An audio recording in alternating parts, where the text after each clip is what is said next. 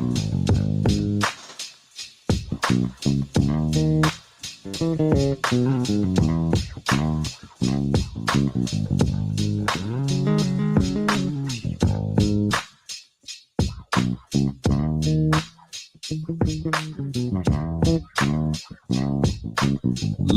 and gentlemen, it's your boy back at it again. Folks, welcome to another edition of the Rico Report, brought to you by the Buffalo Fanatics. What's happening? What's good? Let's go, man. We got some news, folks. Our guy, Brandon Beane, our guy, Sean McDermott, have been extended. Big news coming Buffalo's way. Some are elated. Some feel thrilled about this news. Most folks are looking at this like, all right, we've got management in place. We've got head coaches in place. Let's go. There's nothing else for us to talk about. We've got some continuity. There's really nothing else to talk about because there are a lot of situations that we can be in, folks, where there are teams with head coach issues, GM issues. The GM is making calls. The head coach has nothing to do with it. We could be in those situations. I mean, we've been in situations where we're like, yo, head coach after head coach after head coach. It comes to a point where you're like, I'm done with this, man. Too much. Give me a coach that I can count on. Give me a coach that consistently has my team in contention. Give me a GM that keeps my roster competitive. We've been asking for that for how long? Honestly, we've been asking that for a long time. So we finally have something that we can kind of tip our hats to and say, you know what? What is there to complain about? Now it's a matter of putting things together. It's about closing things, closing the gap, and not closing the gap between us and other teams, closing the gap between us and lifting that Lombardi. And if I'm speaking some truth, by the way, smash that like while you guys are in here. It's a little bit of a later edition Rico Report. What's happening, folks? Smash that like as you guys come into the room. Thank you very much. So, folks, if you guys have been living on the rock, Mr. Pagula himself and Mrs. Pagula have given a contract extension to Brandon Beane and Sean McDermott right through 2027. So those boys are going to be together right up into that point. I mean, between now and 2027, something's got to give. I'm hoping, you know what I'm saying, that we have 2 rings under our belt by that time. I mean, just give me one. Just one ring. Just give me one. Just give me one championship, and shoot, I'll be happy in my lifetime. Give me one championship. Let me book my flight to Buffalo so I can come and hang out at the parade, wherever the hell the parade's going to be. Most likely downtown Buffalo, I would assume, right? So here we are. But here's the problem. Some folks aren't happy. Some folks aren't happy. Shocker, right? Are you shocked? Honestly, let's be real. Are you shocked? You can't make all Bills fans happy. You just can't. Honestly, we could, for some reason, we could land Pat Mahomes. For some reason, he pissed off Andy Reid, and Andy Reid said, "You're cut." And the Bills signed Pat Mahomes. They'd be like, heck no, I don't want him. You know what I mean? Look, if Marshall Faulk drank an elixir that knocked off 20 years off his life and he's available, Bills would be like, I'm good with James Cook. I'm good. You know what I mean? So it's like you can't make Bills fans happy, man. It's just one of those things. It's just you can't make everybody happy.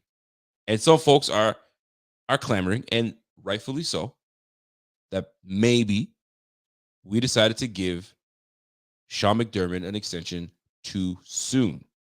Now, I can make a very good argument for that because I was left in that bubble as well. Oh, y'all gave Sean McDermott an extension. I'm not mad at it. Don't get me wrong. I like Sean McDermott. I like Sean McDermott a lot. I think he's the perfect coach for the Bills. I mean, for crying out loud, this team was all over the place, man. This team was everywhere, but in the winning category until Sean McDermott came through and broke the drought. Dude, we were talking about, there are articles out there. There are podcasts out there talking about the all-time drought team, for crying out loud. The all-time drought team? Bruh. We're bringing up Leotis McKelvin. We're bringing up, you know what I'm saying? We're bringing up Kyle Williams. We're bringing up Tyrod fam. Fred Jackson. We're bringing up all these great players that we've loved for the Bills. But too bad they were part of the drought team. It sucks. So McDermott comes through and was like, damn all that. We're gonna back into the playoffs at 9-7. You know what I mean? So it's you have to look at the bigger picture in this whole situation and understand that this team is moving in the right direction.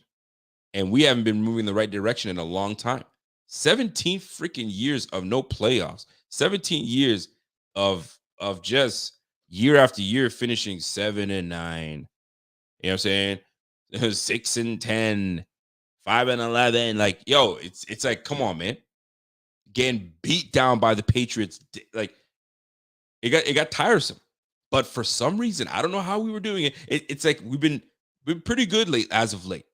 But for so long, we've been able to just every day keep coming back and saying, maybe this year. Maybe we got it this year. No, this year's different. Remember how many times you used to say that to your friends, to your boys? New season, boys. New season. We got it. Tyrod Taylor's going to get us out of this, man. I feel it. I feel good about it. How many times we were saying, oh, snap, week 1, EJ Manuel comes back against the Panthers. We found the guy. We found the guy. How many times did we say that? Weren't we thrilled with that comeback win against the Panthers? EJ Manuel, 2 minutes left on the clock, drives us down, hits Stevie Johnson in the end zone. Game winner, we win by 1 point. We're like, all right, we're finally out of this. We got this. Boy, oh boy. I mean, I had to take you guys back to like what we have to go through. Let's go back to 2003. The Bills absolutely wax the Patriots 36-0 or something silly. We're like, oh shoot, we got it now. Drayton Florence is running with the football down the field. We got this. Takeo Spikes was on the squad, if I remember, like 03-ish. Fam. Yeah, those are the times, man. Those were the times. It was bad. Look, 5-0 start. We start off 5-0. Let's go. Trent Edwards gets his brain absolutely scrambled by Adrian Wilson. That was it. There goes the season. Sam Adams running down the football, running down the field with the football. Yo, we got this. This is a new. How many? Like, I could go on and on about some of the great games that we had and the moments that we thought we were going to do something. I bring this back. Let me bring it back to now where we are consistently making the playoffs. It's number one. We are consistently in conversations for winning the Super Bowl. But yet, we have fans that still complain. Not good enough. And I get it. We want to win. I mean, the last, you know what I'm saying? Anytime that Super Bowl is mentioned with the Bills, it's not a good one. We went to 4 straight Super Bowls, and guess what? Yeah, you guessed it. We lost all 4, and that's every fan base. Whenever we want to talk a little good thing about our team, yo, the Bills are looking good this year. Hey, what about those 4 Super Bowls? You know what I'm saying? Hey, man, Josh Allen's looking to be like a NFL MVP. Hey, what about those 4 Super Bowls? That's what people hang off of. People that weren't even there in that era. 14-year-olds talk about, hey, what about those 4 Super Bowls? Man, shut your ass up. Man, oh man. You know what, Don Trotman, you said it, man. Thank goodness. Could you imagine social media back then? If social media was the way social media is right now, back then, OMG, that team would have folded and went somewhere else. Donald Trump probably would have bought it. Bon Jovi would have bought that team and says, yo, I'm taking this team, man. Buffalo's a curse. But thank goodness we are not in that situation. Thank goodness we are not in that scenario to relive that. we're actually in a position where we're like, holy crap. You look at the roster up and down, you're like, this is a balanced roster. This roster looks pretty damn good. Now, we have some guys that are aging on the squad. Both our safeties, 30 and up. You know what I'm saying? So, but they still got some juice left. They still got some juice left. But it's a great mixture of some young bucks on the squad as well. My man Hedy Figueroa says, yo, this is a great roster we have. However, them other teams are stacked. Also, the Eagles is stacked. KC is just them. Cincinnati. Other than that, we straight. Listen, let's not think that we about to improve our roster and nobody else is going to improve. Everybody's trying to do the same damn thing, and is that to win the damn Super Bowl. And that's real talk. That's real talk. So I wanted to get into the pros and cons of the extension given to Brandon Beane and Sean McDermott. And I want to start with the cons of Sean McDermott, because let's get that out of the way.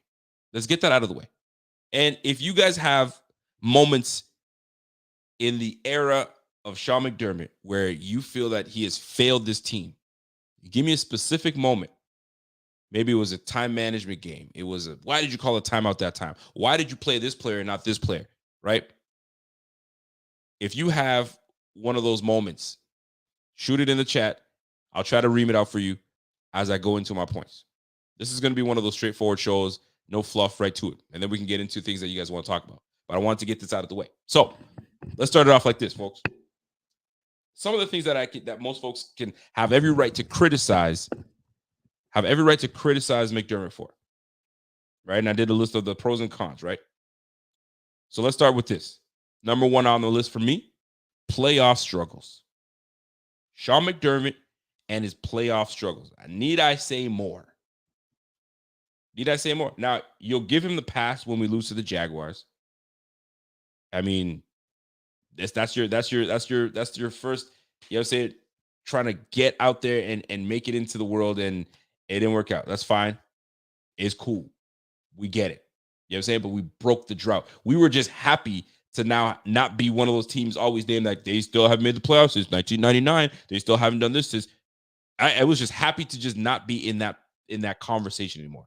I was just happy for it, right? But the playoff struggles. We go to the AFC Championship game. Lose that one. Josh Allen comes through. Makes the playoffs. Against the Texans. Throws the ball over his head. I don't know what he's trying to do. Flip. Young Josh Allen. Weren't ready. Deshaun Watson was a little more polished at that time. Weren't ready. Throwing it to Pat DeMarco. You know what I'm saying? Moments like that. You feel me? Playoff struggles. That's not necessarily on Sean McDermott per se, but it falls under Sean McDermott. That's an L to the Texans. An L to the Chiefs in the AFC Championship game. We just weren't prepared for that game. An L to the Chiefs in a division round game, 13 seconds. An L to the Chiefs again. You know what I'm saying? An L to the Bengals. Excuse me, I said the Chiefs again. The Bengals just didn't show up. 27-10. Playoff struggles. We can win the division all we want. We can win the division all we want, but when you get into the playoffs, this is a different beast. We need to get over that hump. And whatever that hump is, you better figure it out. Because they just gave you an extension. You better figure it out. So that's number one, your playoff struggles. We need to get over the hump, baby. We need to get over the hump. We need to be as consistent as possible when we get later into the playoffs, right? First round, we'll get out of the first round. We barely got out of the first round against the Miami freaking Dolphins.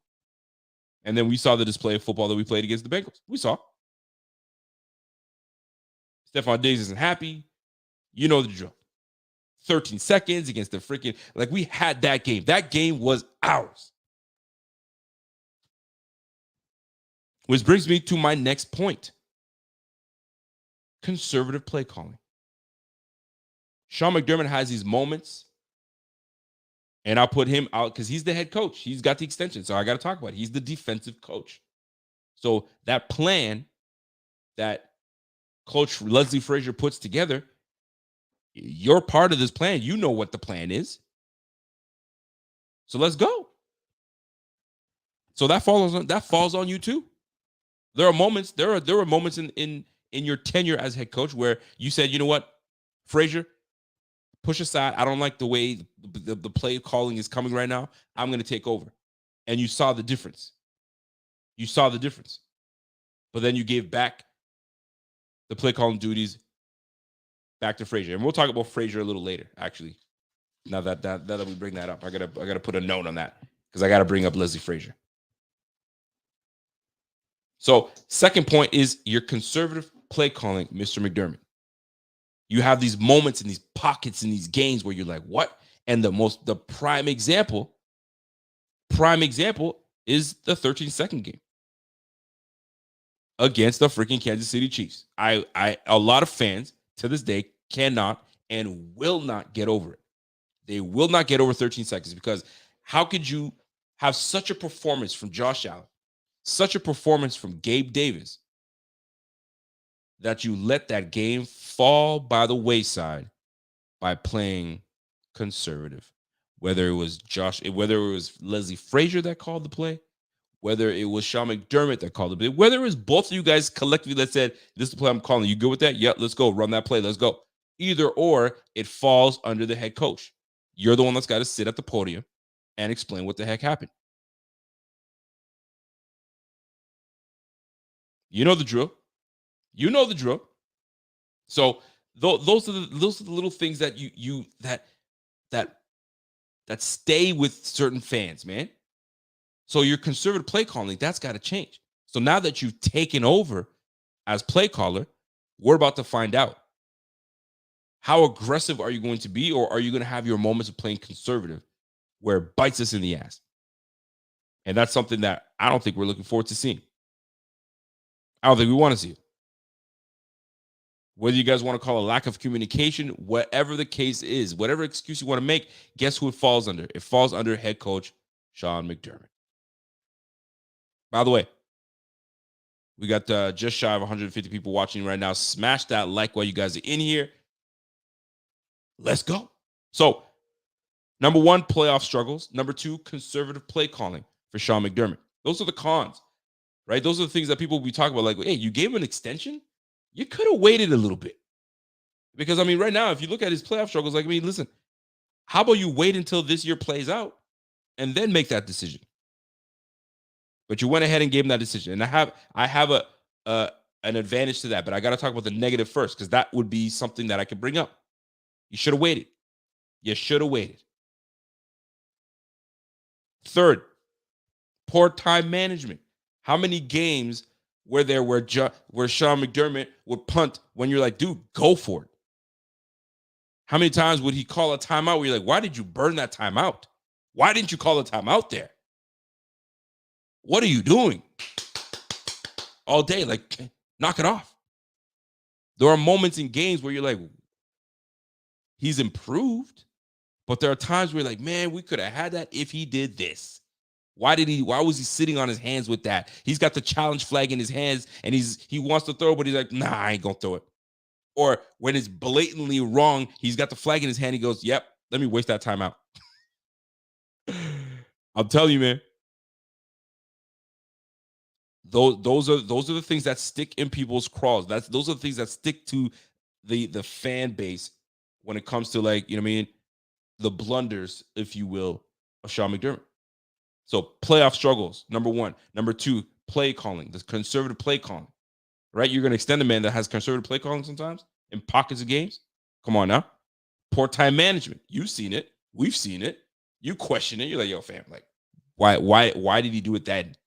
I don't get it. Number four, individual performances. And that's a tough one, right? But there are times where you're like, you look at the roster altogether, and I'll stay on brand when I say this. The running back room, right? You go and you go and pick up, I don't know. Well, I mean, I can go as far back. Let's go Frank Gore. You pick up an aging Frank Gore. right? Then you draft a third round small back in Devin Singletary. We kind of like what's going on. Frank Gore had a pretty damn good year. Devin Singletary was okay. He's 775 yards as a rook. Okay, we got some big things coming. Zach Moss gets drafted, and then now you guys can't decide who you want. You really want to push Zach Moss, but Devin Singletary just happens to be outplaying Zach Moss the whole time. But you guys should go back and forth, back and forth. You can't make up your mind, right? Pick a player and go with it. The back and forth at the right tackle position is do you believe in Spencer Brown? Do you not? I mean, so and it falls under head coach because I mean that's your roster. You brought the coaches in to decide whether who's playing right and who's not. Right? You want to start Latulele. It's just like it's one of those. It's the individual. When you look at the rooms, the individual rooms. It's like, come on now. The depth players that we bring in. I mean, are they good enough? It's tough, man. It's tough. And now, and I'm trying to and I bring these up because these are things that some of it I agree with in terms of the cons about Coach McDermott, but these are a lot of things that people talk about. I'm bringing those things up, by the way, just so you know. These are not my personal. This is what it is. Some of it I agree with, but I'm looking at what I'm reading the room and what people are talking about. So individual performances of players. The receiver room. You came in and you gave us buns players. Kelvin Benjamin coming through, and you brought the guys from your squad. I know that a little bit falls on Brandon Beane a little bit, but you got to prove on that. Last but not least, the pass rush, the defensive line. That is your baby. Every year we invest in the D line, and for some reason, when it comes to crunch time, we lack the pass rush. We lack the pass rush. Not enough to get home. But yet we spend all the money in that department. I don't have to even say more. Rotational basis. If you look at the Bengals, I use the Bengals. The Bengals don't do a lot of rotating, man. Your dogs stay on the field. On the Bills standpoint, though, there's always a constant rotation. Do we understand why? Absolutely. Stay fresh. Always a player with a big motor coming after the quarterback, pushing the pocket. You want fresh legs. But sometimes you just want to keep your best players on the field, period. So lack of pass rush in the tenure of Sean McDermott, I think we need more. I think we need more. And I think a lot of players are kind of getting, I mean, a lot of fans are kind of saying, other than Von Miller, where the hell is our pass rush? And you're supposed to be the defensive guru. You're supposed to be that guy that, you know what I mean, that can get after it. But like when you have a guy like Julius Peppers, it's easy. But you don't have a Julius Peppers. So figure out a way. You had freaking bums sitting on the roster just collecting a paycheck in Trent Murphy, just sitting and picking up a paycheck. Why did you even keep Trent Murphy? What a bum. I'm sure he's a gentleman. I'm sure he's a very nice guy. He's a McDermott dude, but he was picking up a paycheck for what? Oh, we need him for rotation. He's a good rotational piece. Man, bump that. Just saying. So, recap the cons for our guy McDermott. Playoff struggles, conservative play calling, poor time management, individual performances. That was an asterisk though, because I was kind of looking for it. And I was looking at some people, and some people would say, "Man, some of the players on the team, well, I'm not sure if we're developing them enough," and that's on McDermott. That's a 50-50 one for me. And last but not least, the pass rush, the defensive line room. We need more. I.e., Eric Washington is now the assistant head coach. He's the one that runs that D line. A lot of folks were clamoring, saying, "Yo, man, we got to do something about that D line, man. It's not getting enough." Oh, by the way, we've promoted our defensive line coach. They know something we don't. They must. My man Mark says, Rico, Russo had 8 sacks. Epinesa had 6.5 sacks. AJ played 37% of the snaps. What's your problem? I don't have a problem. It's just not enough. That's great. 8.5 sacks. 8 sacks, 6.5 sacks. And you're talking about two players. But like, if you look, and same Mark, and I like Russo. Don't get me wrong. I love Russo. I'm a big fan of Russo. I think AJ is going to have actually a big year, in my opinion. I think he can build off that 6.5 sacks. However, where were those pass rush, that pressure in the Bengals game when we needed it the most? Did you see it? Did you feel it? Exactly. Because I didn't. we lacked the pass rush. Joe Burrow had all the time in the world to do what he wanted to do. Furthermore, Joe Burrow is not the one that killed us in the first place. It was Joe Mixon. Mixon killed us for over 150 yards rushing. That same defensive line, you know what I'm saying, allowed that to happen. Just saying, right? But those are the cons as to why we could have waited. I'm not saying that the extension was a bad one. It's not. I love the extension. Don't get me wrong. But there's some pros and cons. And with those cons, we could have waited a little bit more to see what McDermott would have done with this roster going forward. But they came in together somewhat, and they signed them together. So Pegula was like, I like this tandem. I like this group. Let's keep it that way. King Noble comes in with a comment and says, Yo, Rico, I'm worried about the increase in poor time management from McDermott. It was already questionable when Frazier was running the defense. Imagine how bad it will be with him preoccupied with both jobs. That's a fair point to make. And that is what he's going to have to, he's going to have to manage that.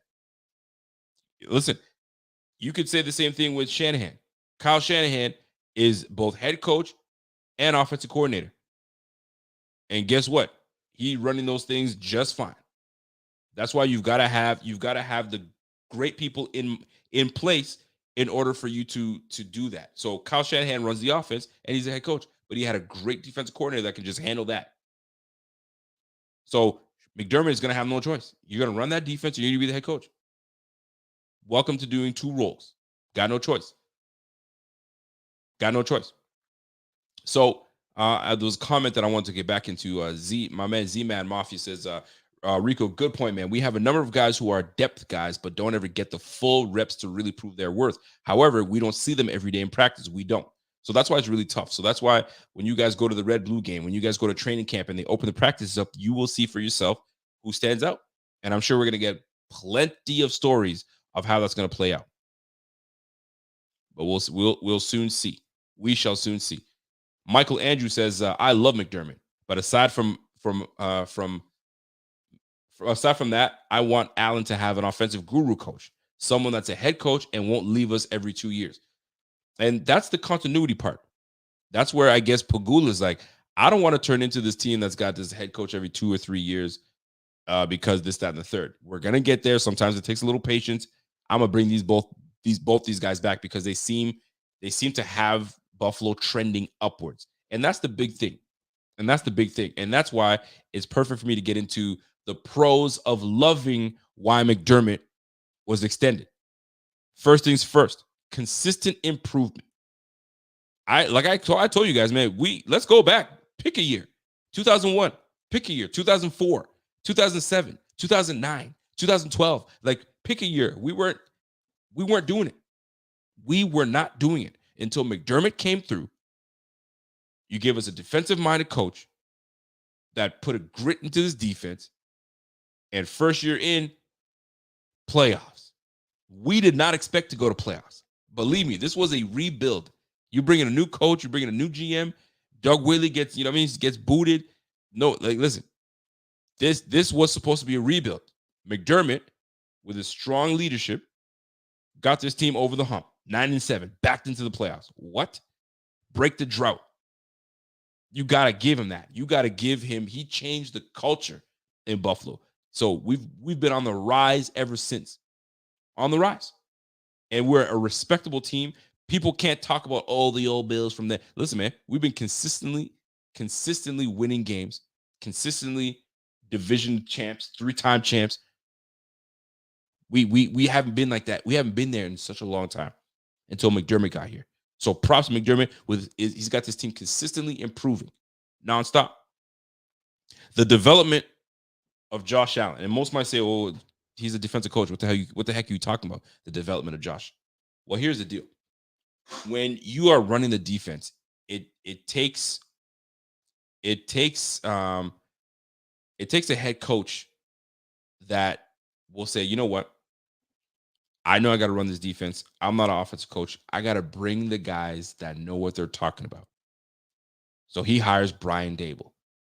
Brian Dable has a lot to do with the development of Josh Allen. And do you remember how quickly they hired Brian Dable? I remember that after we fired Rico Dennison, I was like, okay, we're about to go and pick out a nice, fresh, brand new, experienced offensive coordinator. Let's see. What do we got? Whoa. We hired Brian Dable. Who the heck is that? Collegiately came out of Alabama, tight ends coach. Let me look up Brian Dable. Oh, he was offensive coordinator. Okay, he's got some time in the league. Offensive coordinator for the Kansas City Chiefs. Offensive coordinator for the Jets, I believe. Offensive coordinator for the Miami. Hold on a second. The Miami Dolphins. He's been an offensive coordinator all this time, and he's been a bum. Nothing. This is weird. That was rather quick. Fast forward, guys are raving about Brian Dable. They miss Brian Dable. Brian Dable was that dude. And I'll admit, I was not a fan of Brian Dable. When Brian Dable came through, I was like, I don't know about that dude, man. I do not know about that dude. But over time, you got a chance to develop your quarterback. You got a chance to get Allen his weapons, and Allen has become the Allen that we see today. Allen has become the front runner to be the MVP. Allen has become the Madden cover player.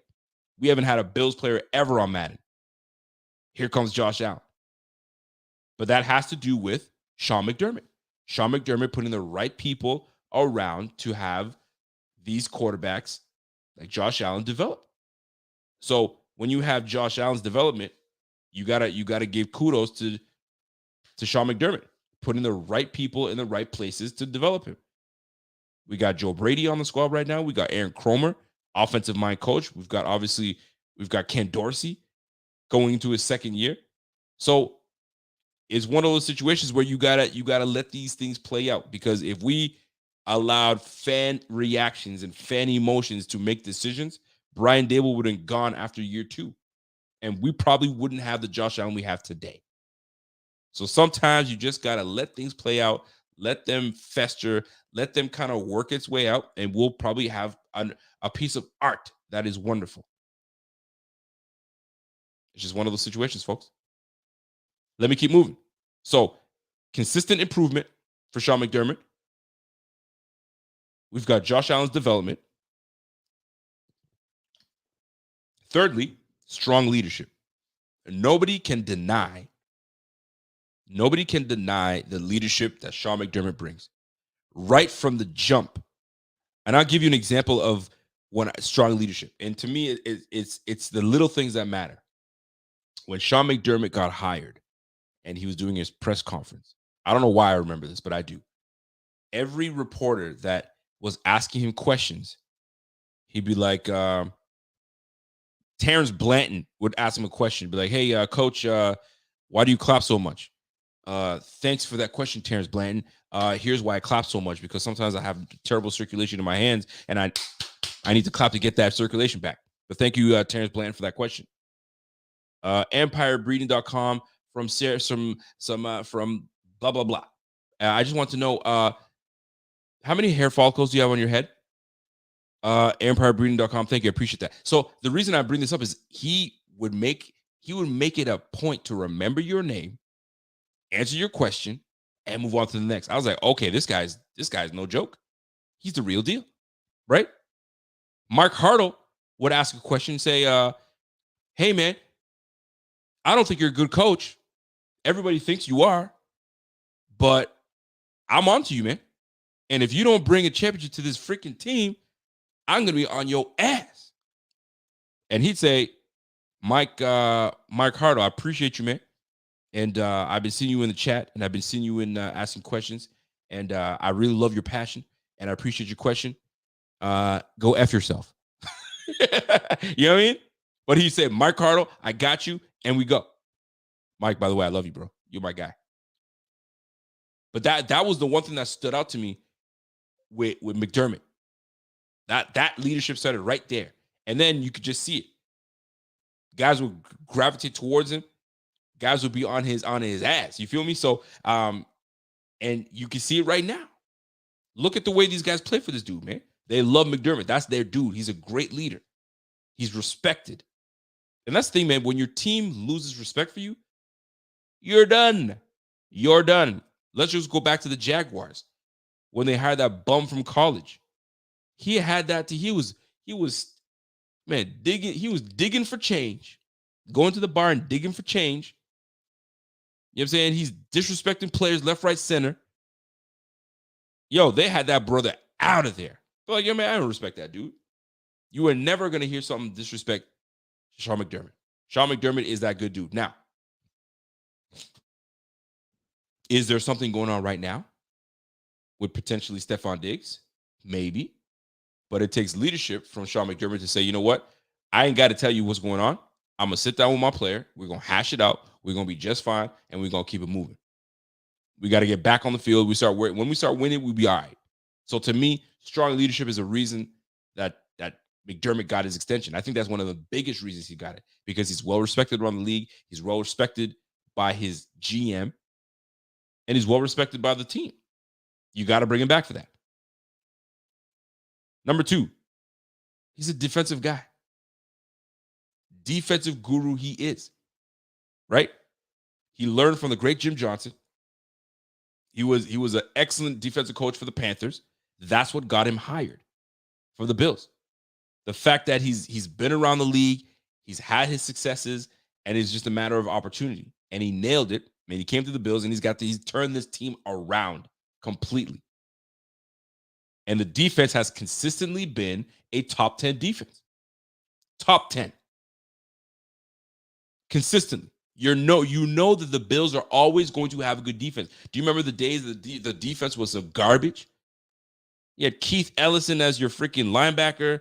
You had you had Cole Simpson as your safety. Like, fam, we had some defenses on the squad, boy. We had Aaron Maben coming around the bend, whiffing on everything, getting blocked and pancaked. Fam, if you go back and look at what kind of team we had, what kind of leadership we had at the coach, come on, man. Come on now. So you got to give it to him, man. He's got this defense humming. He's got this defense legit.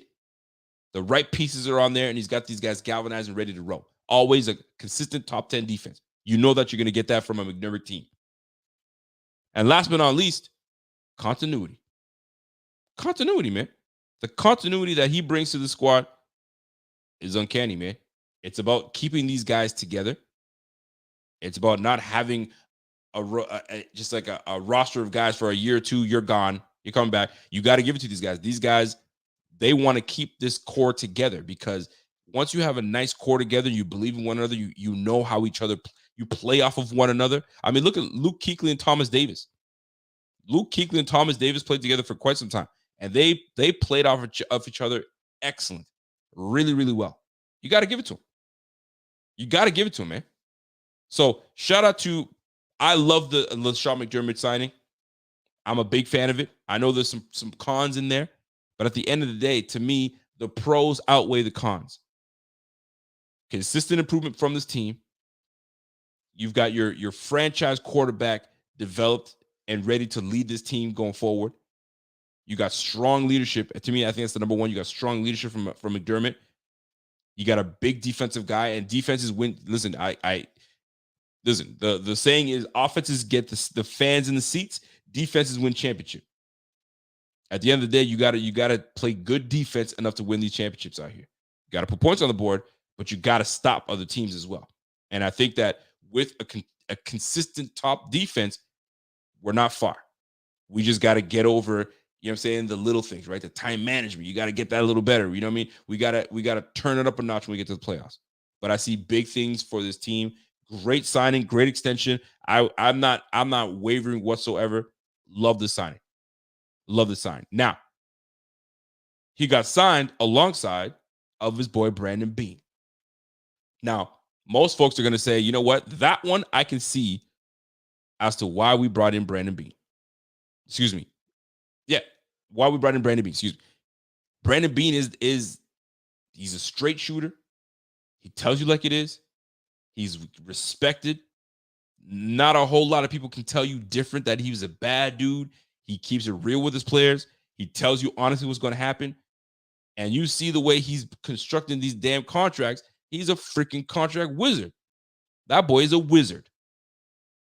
But let's start off with the negative when it comes to Brandon Beane. I don't have a whole lot of negative to say. I had to really kind of search for these negatives and kind of like look and really think about it. So let's talk about the cons when it comes to Brandon Beane as our team's GM. Number one, some folks might say, if you outside of the 2018 draft, is there anything that you could sit there and go, yeah, he's that guy? Because we got Josh Allen, and but the thing is, in order to get Josh Allen, he had to maneuver. And this is the thing that most people dismiss. We were picking, 22nd, I believe, or 21st or 22nd in that draft year, 27 in 2018. What does he do? He jumps in, jumps down, trades Cordy Glenn, gets down to pick 12, and then moves and then makes some kind of deal with the Bucks and trades with the Bucks, and now we're at pick 7. You don't just get to that pick without having great relations with other GMs. You don't just get there without experience, how to maneuver, how to feel out what we can get, how to move a piece that still has a lot of value that you feel you can get better at. And that's exactly what he did. Cordy Glenn was a big time, he was a big time player. And it was a big name. And the Bengals needed a freaking left tackle. So boom, we moved on from Cordy Glenn. And we picked up Josh Allen. Dude, you can't go wrong with that. And not only that, he doubles back and picks up Tremaine Edmonds. 2 players in the first round. Boom. So you got to give it up. You got to give it up for the draft that he did in 20 for the Josh Allen draft, right? However, if you go to 2019, 2020, 2021, I mean, you pick up AJ Epinesa as your first pick. You're like, what? Really? Okay. I didn't see that one coming. Right? You had you pick up what do you call I'm trying to think of like all the draft picks that we've had on the squad. It's just one of those situations where you're like, okay, other than picking up Josh Allen, I mean, you pick up Ed Oliver in the top 10 pick. Some right now are talking about we extended him. Really?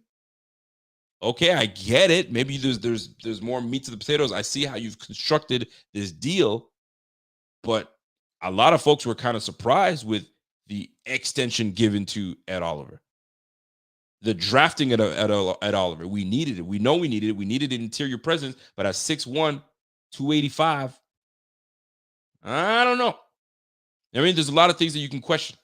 So some draft blunders a little bit from Brandon Beane. Absolutely. He's got some inconsistent moments in his tenure as GM. That's number 2. Some inconsistencies when it comes to that. And more so when you start thinking about it, I had my other phone because I was taking my notes. When it comes to the inconsistencies, just give me a second while I pull this up here. You start looking at, like, for instance, the wide receiver room. Like, how do you go from, and this is the inconsistency part, but then it got better. You start bringing all these guys from the Panthers, right? You had Brown brought from the Panthers. You had not John Brown, I think it was Corey Brown. Corey Brown from the Panthers. You bring in freaking Kelvin Benjamin, right? And I'm just talking about the receiver room at this point, right? And you're like, okay, that's odd. You bring all these big guys, no separation. When you know your receiver is a little inaccurate, your quarterback is a little inaccurate. He's got to work on his accuracy. So you bring in guys that are wide spin. That didn't work out. So okay, weird. And then the next year you bring in the small guys. And that's, you found the formula that works, right? So that's just one part of the inconsistency where you went from here to here. But I like the adjustment to saying, okay, this didn't work. Let me try this. He goes there. But then you go, let's go flip to the defensive side of the ball. You go and bring in AJ Epinesa in the second round, fine. And then you go back to back with Russo, and then you go Boogie Basham. I get it. Maybe you was your highest on the board, and that was your best player available on your board. But then you look at it in hindsight, you'd be like, two defensive linemen back to back. Okay. And right now, in my opinion, the way the rotation is going to happen this year, I think during camp, somebody's going to get traded. And I think that's going to be Boogie Basham. I think Boogie gets traded, barring any injury. I say he gets traded, and we pick up draft capital just because of the amount of depth that we have on the defensive line. We just brought in a guy from the Rams and Floyd. So, like, where does that leave Boogie Basham when Von Miller comes back? So, to me, this is one of those situations where we might see a trade happen, and Boogie Basham might be the person that gets moved, right? So those are those inconsistencies that you're like, Brandon Beane, that's kind of odd that you did that, but okay, fine, we'll play that game. It is what it is, right? So to me, those are the things that stand out, right? So you've got your draft misses, which is going to happen. You can't hit them all. You got your inconsistencies. I just named them, right? Have we improved?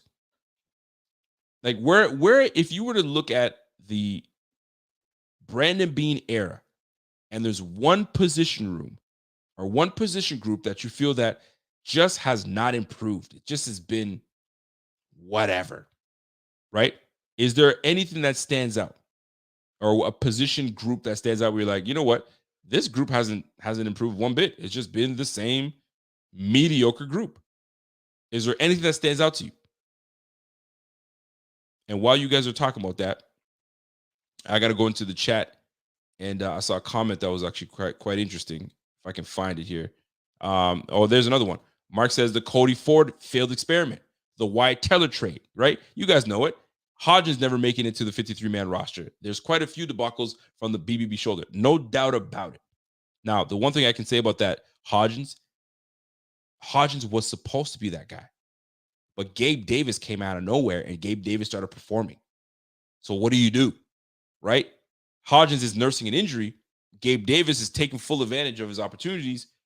And then at one point, it becomes a numbers game. But he's too good to keep off and stash, right? So you had no choice. But then at one point, you got to put him on the practice squad, and then boom, he's snatched. That's what happens, right? But Gabe Davis came through and did what he was supposed to do. But those are the things, right? Cody Ford drafted in the second freaking round. Bum. Wyatt Teller traded. Do we need to? But that Wyatt Teller trade turned into Matt Milano. Are you happy about that? Of course we are. So, like, we can mention that, but then we don't have a Matt Milano, right? So it's fair to bring those things up because those are the things that stand out. Those are the things that stand out. So to me, when I look at this team, I look at the O-line. The O-line, and the D-line, I'm like, okay, hold on a second here. Have they really improved? Have they really got to where we need them to be? But I'm more stick on the offensive line because what do we consistently see from Josh Allen year in, year out?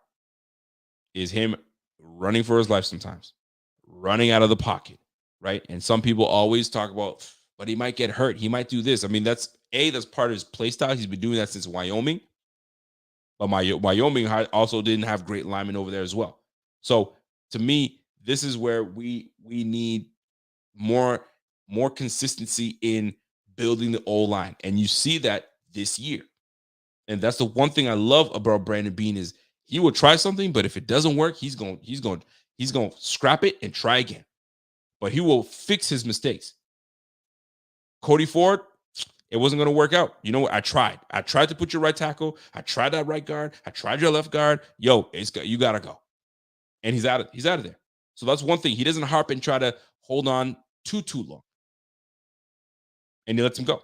So to me, that's the one room. That's the one room in that on that team, that department that I feel like we could get better. And this year might be the best O-line that we've put together in that regime. Right? Deion Dawkins on the left. We got McGovern that's going to be holding it down. We have Mitch Morse.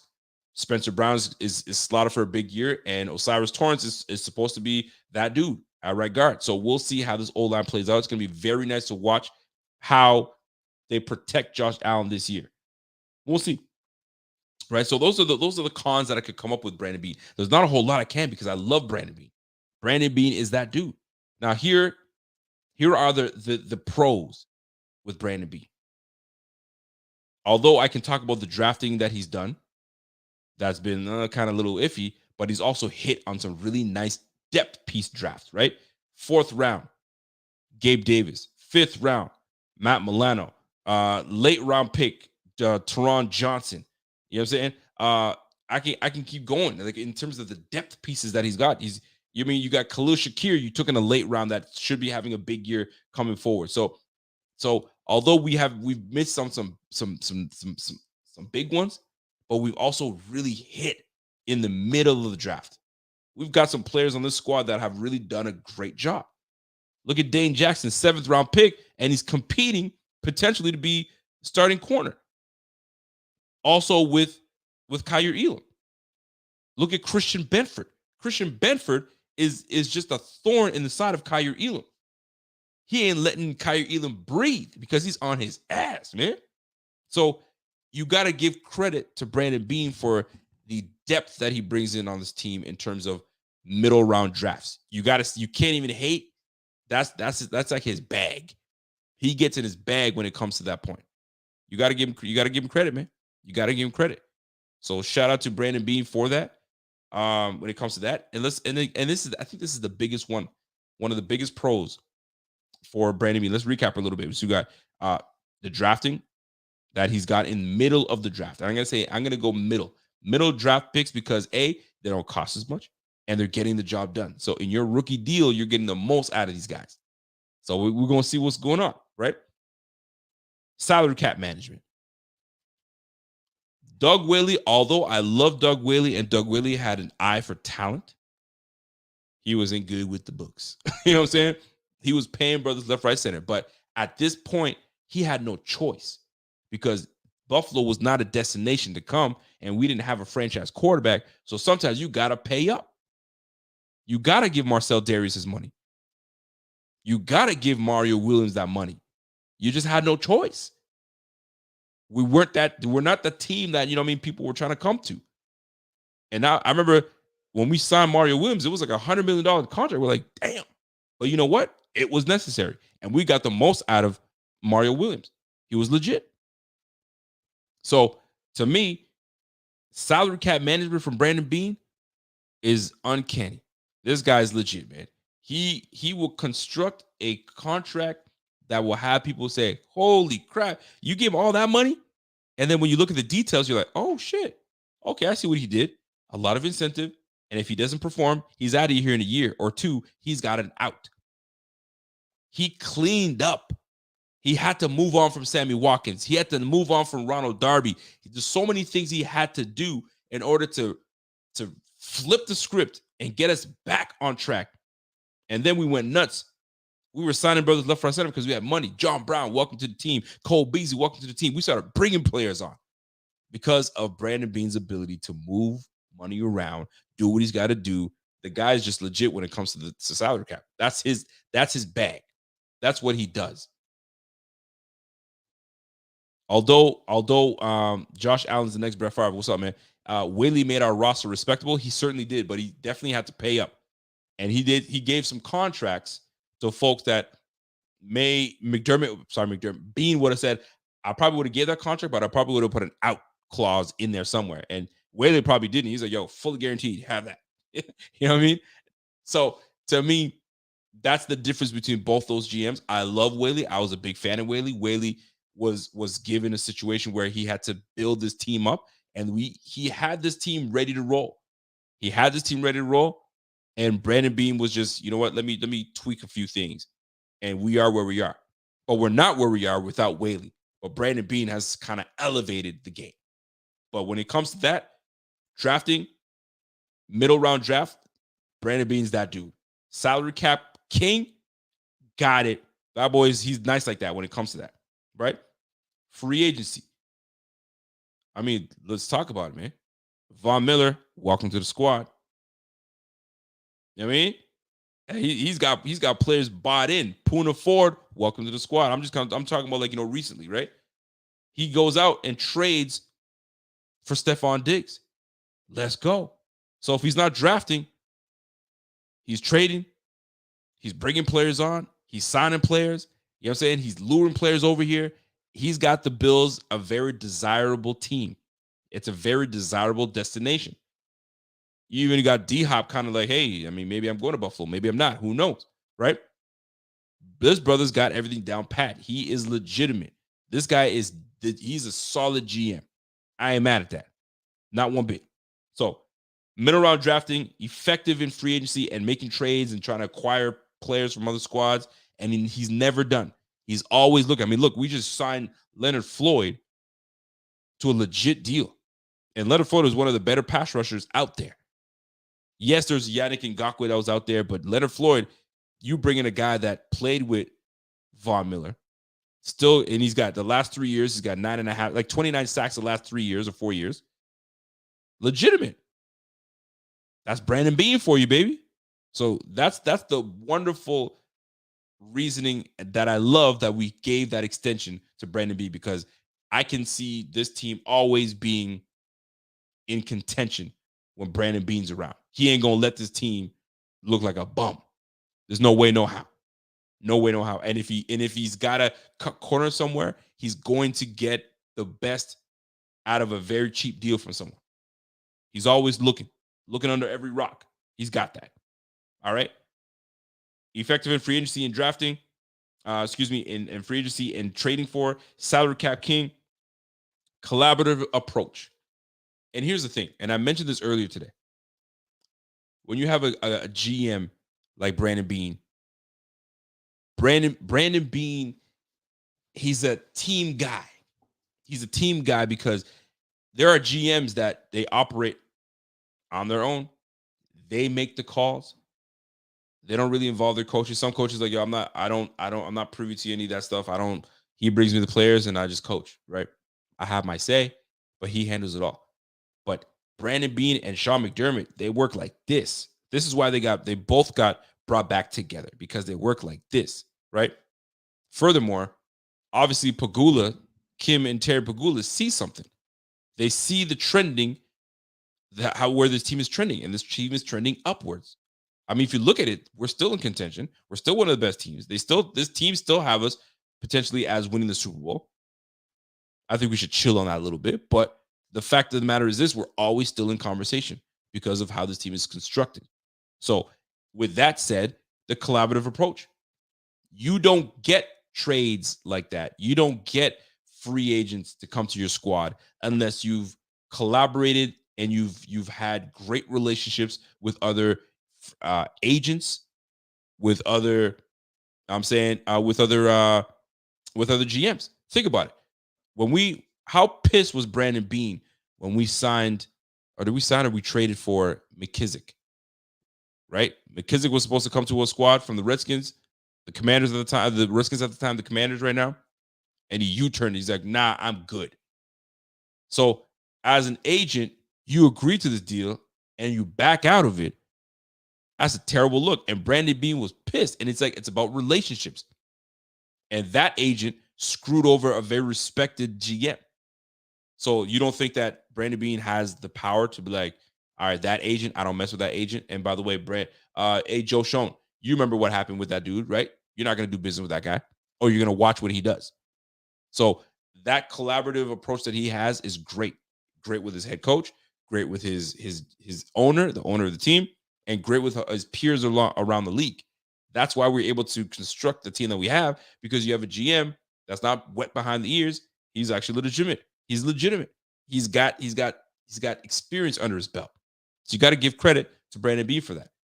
And that's the beauty of having an experienced GM that he knows the way things work, the business of it. You got to, man. You got to look at that. And last but not least, and it's the same thing that I said about our guy McDermott, continuity. keeping the squad together, right?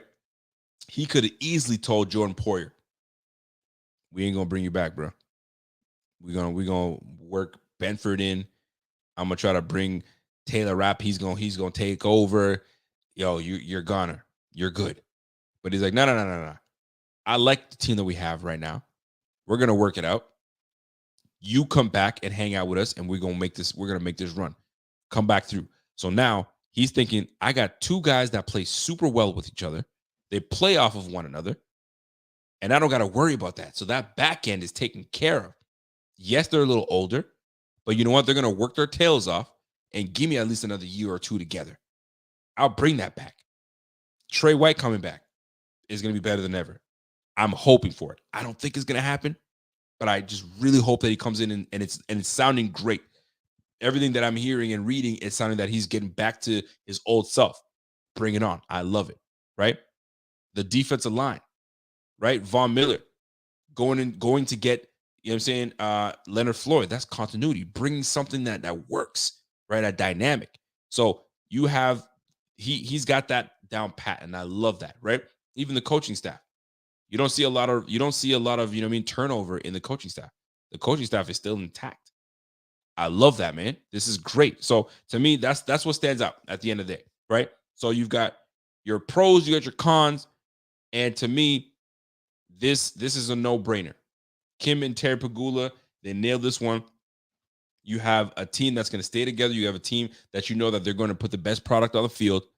It's all about finishing at this point. You got to finish. You got to do what you got to do. And I think that that works out very well. So to me, we'll see where this team is going to take us, man. We'll see where this team is going to take us. It's one of those situations. We could be like the Rams and go all the way in and win the damn thing, and now you're struggling to kind of put a team together because you ain't got no money. You're Robinson gone. You know what I'm saying? Jalen Ramsey gone. You just don't got the money. You don't got the bread to keep, you know what I mean, that team together. But the result was winning a damn Super Bowl. But now you're paying for it. All that F them picks, well, them picks are effing you. You feel me? So we're not in that position. We're more in a position of like keeping things together, keeping things in sequence, and over time, we're gonna get to where we need to get to. It's just a matter of time, baby. It's just a matter of time before we can make it and put it all together. That's what it comes down to. So those were my points on McDermott. Those are my points on Brandon Beane, McBean together. And I think it's a great signing.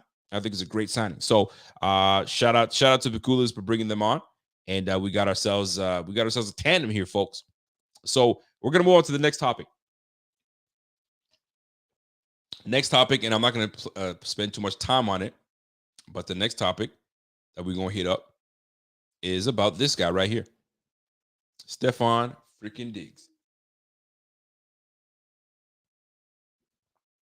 How y'all feel about Stefon Diggs right now?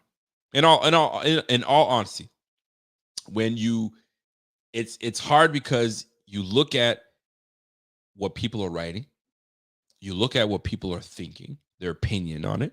You look at people that have people close to the situation, whether true or whether not.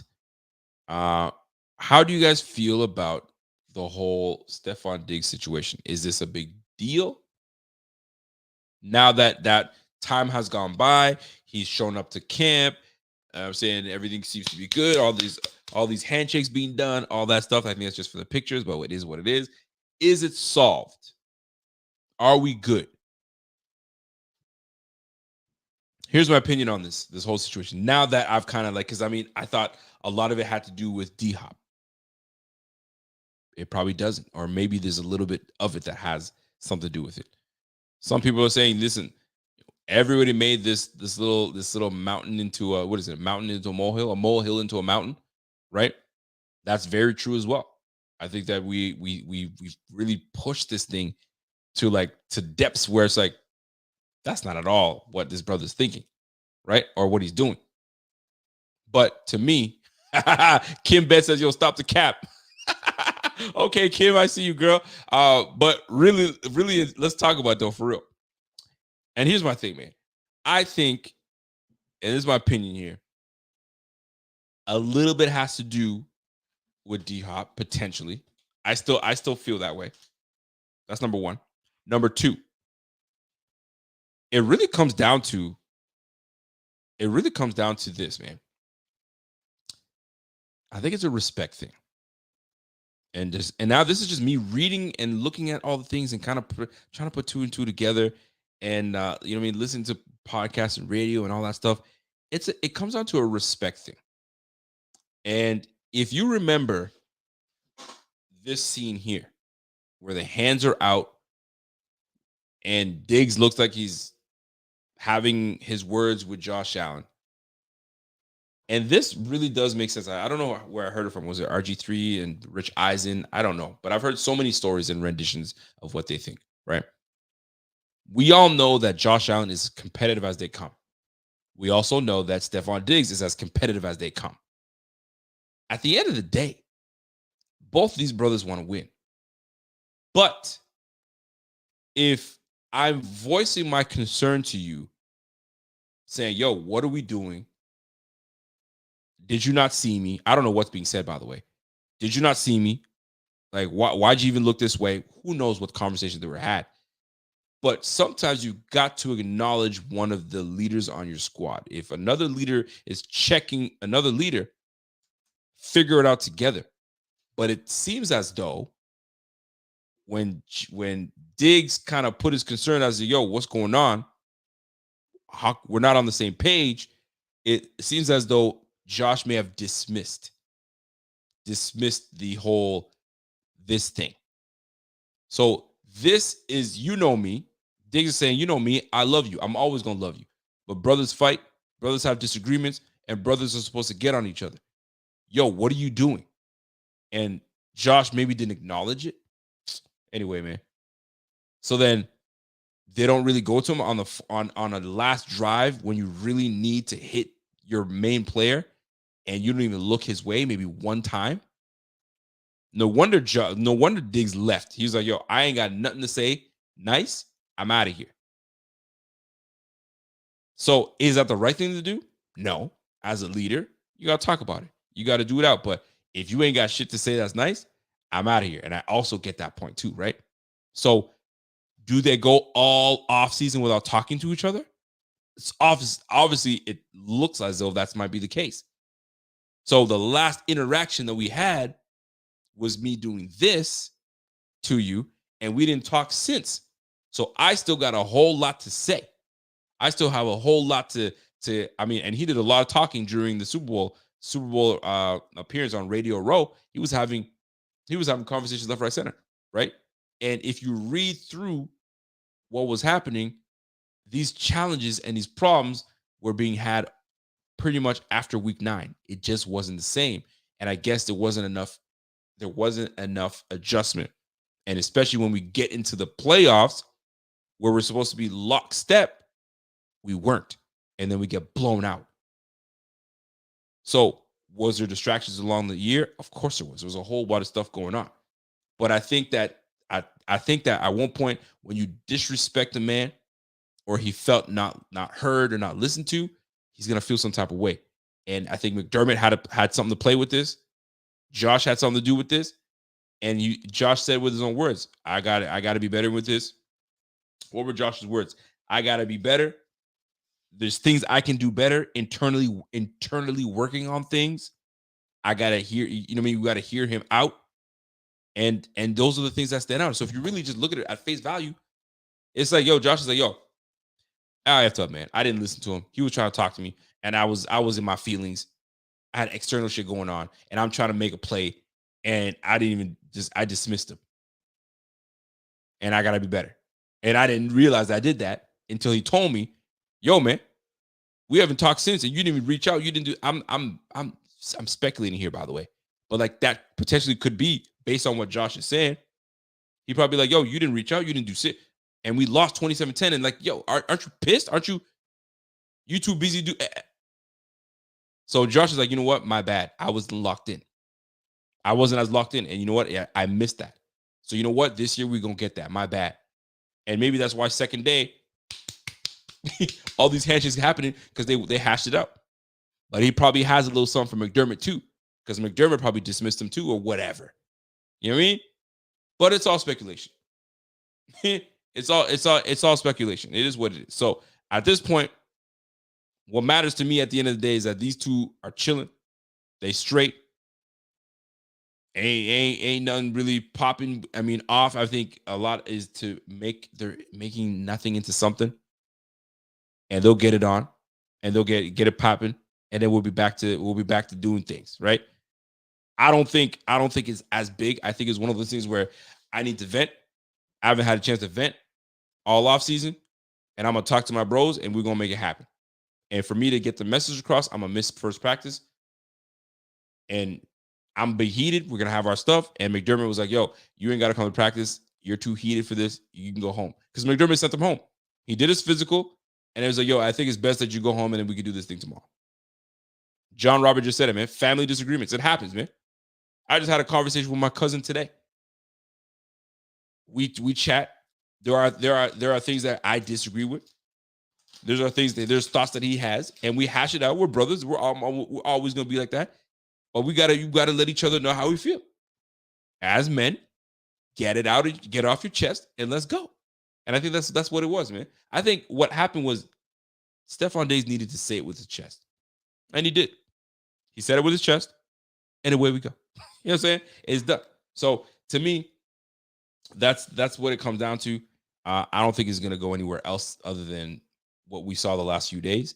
And then we keep it rocking and we keep it moving. We got too many damn things to happen for things to happen this year for this little petty nonsense to keep popping off. So they'll get their shit together. Allen will get to Allen, do Allen things, and then we keep it rolling. That's it. And then once we get to win 1, win number 2, win number 3, win number 4, then we're 4-0. We ain't got to talk about it. Although I think we're going to lose the first game. We're definitely going to lose the first game to the Jets. I can't say we're definitely, but I think we'll lose the first game to the Jets. And then by week 6, we're still going to be one of the top dogs in the league. And away we go. It's going to be tough, but we're going to make it work. You know what I'm saying? So this Diggs and Allen thing, yo, hash it out, get it together, and let's keep it moving. That's it. There's nothing else to talk about. Let's keep it moving, man. Rico, somebody said, "Rico, you gotta have faith." I do have faith, man. I have faith that they're just gonna get it together and they'll be straight. But I wonder if you're saying have faith in us losing to the Jets. I still think we lose to the Jets in the first one. I still think we lose. But anyway, that's the way I see things with the whole Diggs situation. So other than that's it. That's my gist on it. Is it gonna go any further than that? Doubtful. Winning cures it all. It's always been a sports mantra. You win, it masks and clears everything. But I don't want us going into this season with some bullshit in the backfield. Because if we start losing, boy, oh boy, is that going to get loud. Boy, oh boy, is that going to be a problem. But you know what? This is a winning franchise now. So all we do is put wins together, stack wins together, and let's roll. It's going to be tough. The AFC East is always going to be tough. We'll see how it plays out, man. GW says, "Yo, Rico's scared of the Jets." The Jets are a scary team. The Jets are a scary team, man. I can't even front. I'm not even going to sit here and lie to y'all and say, "Oh, I ain't scared of the Jets." Man, the Jets are a scary team, man. And now that they have a quarterback, they got a good head coach. They got a GM that knows how to build and put the roster together. It's a team that we got to pay attention to. Now, there are some guys out there talking a whole lot of mess that I'm not too keen on. Like the Jets are going to win this whole thing. Let's calm down a little bit, because I see some guys talking greasy like that. I think we should pump the brakes a little bit, but we'll see how it plays out. But the one thing that I will say though, I saw James Jones talking about this. And James Jones, I've never been a big fan of James Jones as an analyst. There's something about James Jones I'm just like, he's all right. I don't hate the man. He's cool and all, but he's got some biases and they show, right? And my man Shady had to check his ass and be like, yo, you need to chill out. So I'm gonna play you the audio if I can find the audio for y'all and let that play out. with James Jones talking. Hear me out. Hear this out. What you think about this? Right? And you start off with the Jets the very first week, right? It's problems in Buffalo. They are not the top dog in this division no more. It is the Jets. It is AR8. And the Miami Dolphins and the Patriots are coming. But Buffalo is in trouble. The Jets is the top. So James Jones has already claimed the Jets is the top dog and this, that, and the third, right? And Shady's like, hold on a second now. Hold on, man. Relax. Hold on a second. Let me check your ass for a minute real quick. Dog in this division with everything that's going on in Buffalo. You know what? It ain't even about my boy. It's about everything that's going on. You know what? I think that they're going to have a good year. I've seen him play for 20 years.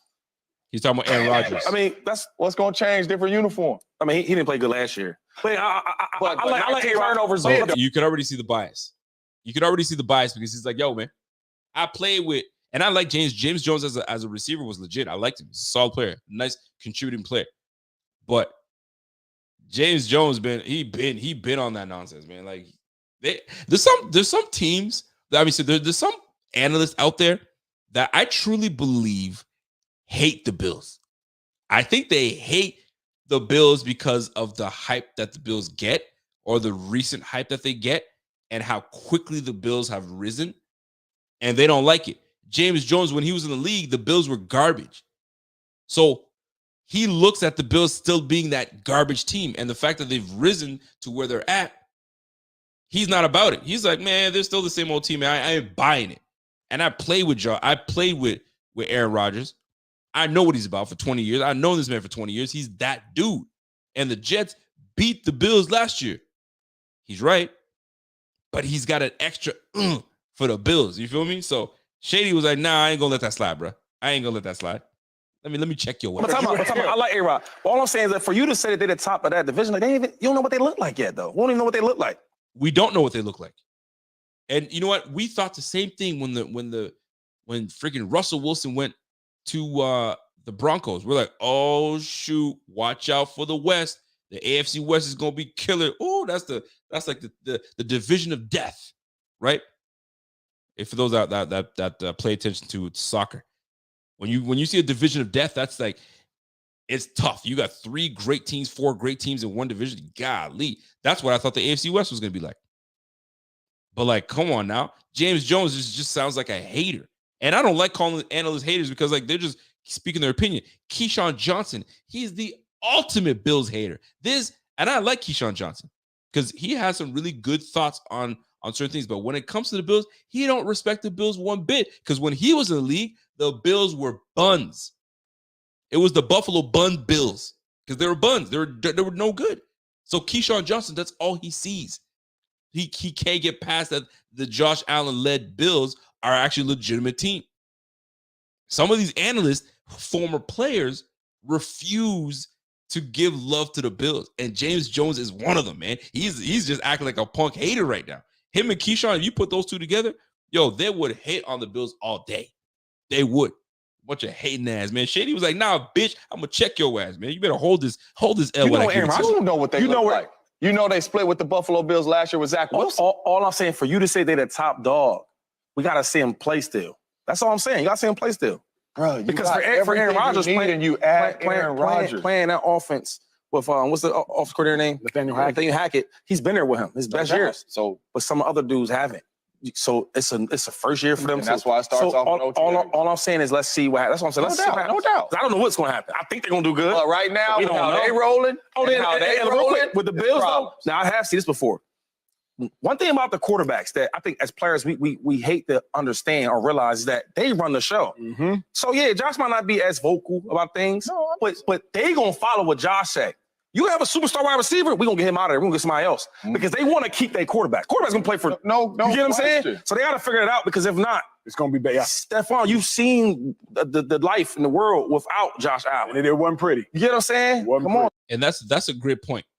And I don't know if it's gone over a lot of people's heads, but like a lot of people talk about, yo, he's a diva. He's gonna mess this up. He's gonna XYZ. No. He's played with Kirk Cousins. He's played with Case Keenum.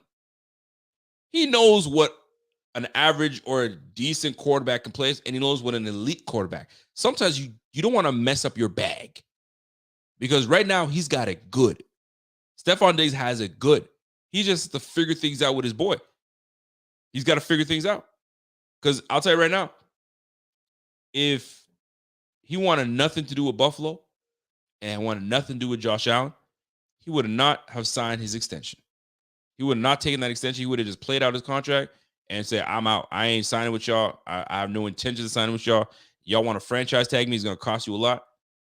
He could have did all that. But he's like, no, I want to be here. I believe in Josh Allen. I believe in this team. We can win here. We could definitely win here. And you got this bozo James Jones talking about some junk. AFC East belongs to the damn Jets. Yo, pump the brakes. Pump the brakes. The Jets are good. Their Jets are solid. Will they match us? Absolutely. Will they take one from us? They will. But pump the brakes, boy. We still got it. Don't come on now. Shady, it ain't no fixing. Right? I'm optimistic. I'm optimistic that they fix it. I understand that. I like Buffalo. But what I'm saying is you already done got 480. You should be more optimistic. You told me that Prescott's as good as Josh Allen. So you're the most optimistic person I've ever met. This is what I like about Shady. I don't listen. They talk about Shady going to Undisputed with Skip Bayless. Skip Bayless would eat Shady alive. He just would, because Shady is great for like a big panel where he can kind of jump in and jump out and kind of zing you and come back out. And I'm probably underestimating him. But Shady ain't gonna let you because he's one of those cats where like he can jaw with you. He can jaw with the best of them. I mean, as an athlete, an elite athlete, and you've been the best everywhere you've gone, you could talk shit with the best of them. And he's like, yo, how you gonna talk about the Jets are gonna win and they're gonna be the top dogs when you're talking about Dak Prescott is as good as Josh Allen? Man, shut your ass up. I'm not even gonna listen to anything you gotta say, especially if you're gonna put Dak Prescott and Josh Allen together. Boy, please, man. I ain't want to hear nothing. Put them in the same boat. Right? They both got kicked out of the playoffs because of the way they played. One guy's a top 5 dude. They both got kicked out of playoff. Boy, if you don't stop that mess. See, this is what I'm talking about. This is hating shit. That's hater stuff. That's you just being straight hater. They both got kicked out of the playoffs. Well, please, man. Knock that shit off, right? Was not. The other one will never be a top 5 dude. And both of them ain't ever been to the Super Bowl. Oh, yeah, okay, cool. Right? So all that stuff. And one of them led the league in turnovers. It is a team thing. That's why both of them was out. We will see. It's so lame. See, that's you being a hater. You're not even talking about. See, he's not even talking about. He's talking about Josh Allen. One of them led the league in turnovers. Dak Prescott led the league in interceptions. Dak Prescott led the league in interceptions. You be talking about led the league in turnovers, but you have a top 5 quarterback being one of them, and Dak Prescott has a lot to freaking prove in Dallas right now. Because I'm gonna tell you right now, if you don't turn things around, they're gonna be looking elsewhere. The Bills will not be looking elsewhere when it comes to Josh Allen. I can tell you that right now. Golly. It's so hilarious, man. I swear, these dudes just hate. They just absolutely hate the Bills. Keyshawn Johnson is the biggest Bills hater I think I know. I swear I think he's got to be the biggest Bills hater. And if you can find me one that hates on the Bills as much as Keyshawn Johnson does, find it and show me. Because if you listen to Keyshawn Johnson, boy, that boy he ain't got nothing nice to say about Josh Allen. I'm gonna tell you that right now, man. It's just what it is. But that's Keyshawn Johnson for you. That's Keyshawn Johnson for you. It is what it is. But yeah, man. So Nick Wright is one of those guys. He knows how to play to the Bills fans, right? It's just what it is. That's for good TV. Colin Cowherd is no different. And I don't think Nick Wright actually hates Josh Allen. You know what I'm saying? But he happens to be a fan of the Kansas City Chiefs. And Josh Allen is chasing Pat Mahomes. I mean, we can call it what you want, but Josh Allen is chasing Pat Mahomes. Right now, Pat Mahomes is up 2-0. And I'm talking about Super Bowls. So guess what?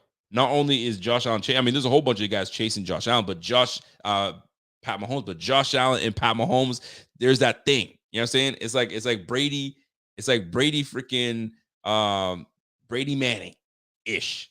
You feel me? So if Nick Wright was a team, like, I mean, his favorite team was the Colts, he'd have a very different view on looking at Pat Mahomes and looking at Josh Allen, right? But because he's a Chiefs fan and he knows that Josh Allen's come for his team, it's just one of those things, man. And so I don't think Nick Wright actually hates Josh Allen. I don't think he does. I think he just does it for TV. But a guy like Keyshawn just, there's an extra oomph that he has for the Bills and Josh Allen. It's just he has no love for those cats, man. He's got no love for them, man. So I just want to see some, just to kind of give you guys an idea of how he feels about Josh Allen. I'm gonna see if that even comes up. It may or may not, but anyway, it is what it is. But anyway, folks, if you guys have any questions, concerns, and topics that I may have missed on, this is your chance to hit me up right now, and go from there, folks, and go from there. I see the chat is popping right now. I see Mike. Mike is making friends in the chat. Mike, man, you gotta chill out, Mike. Chill out, Mike. I love Mike. Mike's my guy, man. But yeah, man, that's just what it is, boys. That's just what it is. What's up, Jessica? Jessica says the Colts have more AFC East titles than the Jets. Ooh, look at you, Jessica, pulling out a nugget like that. Let me see. My man Josh Allen says, can't wait to see Allen torch the Jets. Jones really wants that smoke. All I hear is Allen hears everything. That's right, he does. People got to stop. Allen has stared down the best from Mahomes and Arrowhead, and was that dude. Dude, man, that game is still something, man. But I'm gonna say this, man. Josh Allen and the Bills have quite a lot of pressure on them, and that goes for McDermott as well. And in my opinion, and I'm gonna button this thing up, Sean McDermott is deserving of this extension, but I would have waited. Now, the rumor has it that this contract extension for both these players, they've been in the works for a while. Actually, it's been pretty much set. It was just a matter of when they actually did it. So this has been set in stone. But for me, because this year is a pretty big year, especially for where McDermott is and where Josh Allen is and where this whole team is, I want to see, and here, let me put it this way. This is soundbite shit. I want to see what McDermott, I would have loved to see what McDermott would have dealt with this season with no extension, right? Have a little hunger knowing that shit, my ass is going to be on that seat, and it's probably going to be hot if I don't get something rolling with these boys. I know my owner loves what I do. I know my GM loves what I do, but I got to prove it to myself. Motivation. That's one way of looking at it. And I think fans would have loved to see that too, because you got a little hunger. So if you have a trash year and you don't manage this well, it's going to be a problem. Because now the rumblings will get a lot louder into roars. And it's not going to be a good one. They ain't going to be roaring and clapping for your ass. You know what I'm saying? They're going to be clapping at you. So that's one way of looking at it. The other way of looking at it is you get him that extension, and the pressure is relieved. It's taken off. So now I can kind of, all right, I got that out of the way and behind me. Let's roll. I'm more focused than ever. And that's what contracts will do to people. Contracts can do two things. Either it gets you lazy and says, yo, I got my money, I'm chilling. Or I got my money, people are looking at me, I got way more on my plate right now. I got to prove my worth. Let's go. So there's two ways you can look at it. And to me, I would have waited because I want to see a little more hunger from McDermott, because he's the one that's going to be calling plays this year. So he's got a lot on his freaking plate. I want to see it. But Pagula's like, no. We're going to get that out of the way. Contract done. You guys are here for the long haul. Get it done. Do what you need to. So that kind of takes the pressure off of McDermott. So now he can get like, okay, let me get that out of the way and let's go. So we'll see. I mean, I'm good for the extension. I'm very good for the extension. But at the end of the day, winning is what matters. And winning the championship at the end of the day is what matters. So whatever you got to do to win the championship, bring it to me. But I trust the direction this team is going into. And that's what pretty much the Pagulas are saying. I trust the direction this team is going to. I trust that you guys have got this team on track. Let's roll. And that's the way I look at it, man. So we'll see how this plays out. We'll see how this plays out. My girl Jessica Tennis says, Rico, if you like Nuggets, going back to the AFL days in the AFC East, the Oilers are tied with the Jets for division titles at 4. Damn, you killing with the Nuggets, man. Let me dip my Nuggets in the sauce because you saucing them up right now, girl. Good shit. Good shit. Somebody brought up, was it New Mexico? New Mexico wants me to bring up the Rico, they both need to be Tyreek slapped. Yeah, they'll get their act together. I mean, the thing is, these guys are going to have to make, the Bills have to make guys like Keyshawn and James Jones respect them.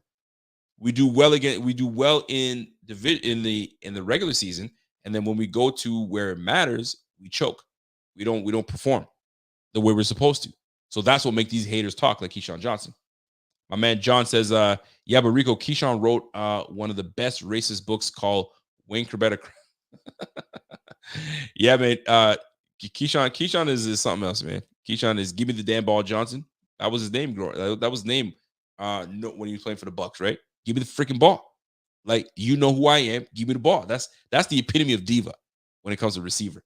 But it is what it is. So, yeah, man, if you guys want topics for me to hit, this is the time. This is like the closing time for me right now. And let's make that happen, man. Jessica give me, she's dropping nuggets on me right now. So I love that. Appreciate you, Jessica. Always. But yeah, man. So at this point, let me kind of hit some things from around the league and kind of, you know what I mean, and the show a little bit. I know fantasy. I don't know if you guys are starting fantasy soon. Hey, would you guys like me to do a fantasy show? Just curious as to what you guys think about that, because I'm big into fantasy. I love fantasy. I've never actually hosted a true fantasy show. I talk about it here and there. But if you guys are interested in fantasy talk and where to draft players and so on and so forth, I might dive into that. I'm actually kind of really interested in that type of stuff too. So I might dive into that. So let me know how you guys feel about that. If that interests you, let's do that, man. What do we got? I got my man Mike Danesco. What's up, Mike? Mike says, yo, Rico, do you think that the new stadium will make Buffalo an even bigger destination for star free agents?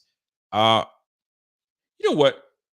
I think it plays a small part in it. I don't think it plays a big part. If you're a bum team with an amazing stadium, like the Arizona Cardinals have a pretty nice stadium. I ain't going over there for the damn stadium. I don't give a damn about no damn stadium. Can y'all ball? Are y'all nice? I like the weather. But like, stadium has really nothing to do with it. You know what I'm saying? These guys will come. As long as I got a quarterback that can keep me in, I got a running back that can play, let's roll. Let's roll. But other than that, I don't think the stadium has anything to do with it. That's just a bonus. That's just a little icing. Yo, I'm going to a team that's legit and they're going into a new stadium. Yo, let's roll, man. But guess what? You're still in the city of Buffalo. It ain't Las Vegas. I'll tell you that much. You know what I mean? So, but I don't think the play of the stadium has anything to do with it. I think it's very minimal reasoning behind it. Let's see what's going on around the league for us to talk about that's relevant enough. Let's see here. So what's I'm seeing a lot of this is going on right now. Somebody said, yo, I see you trying to grow the beard.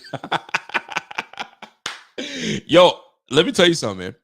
I can't grow a beard for the life of me. Like this, the goatee's been here since I was like 13, 14. I've always been able to grow a beard. However, I haven't been shaving at all.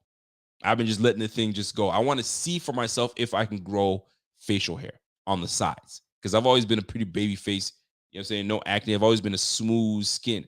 However, I was like, when we couldn't get haircuts, when the pandemic was happening, and you know what I mean, COVID's all over the place, barbershops were closed, so we had to rough it out. So when we were roughing it out, I started growing this little patchy stuff on my chin. I'm like, oh shit, I could actually see some stuff here. I'm like, let me let it roll. We're going to let it roll. And we let it roll until a little something is on my cheek. You know what I mean? So I'm going to roll with it.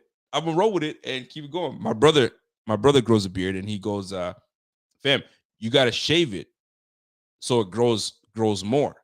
And I'm like, nah, I ain't doing it because if I shave it, it ain't coming back.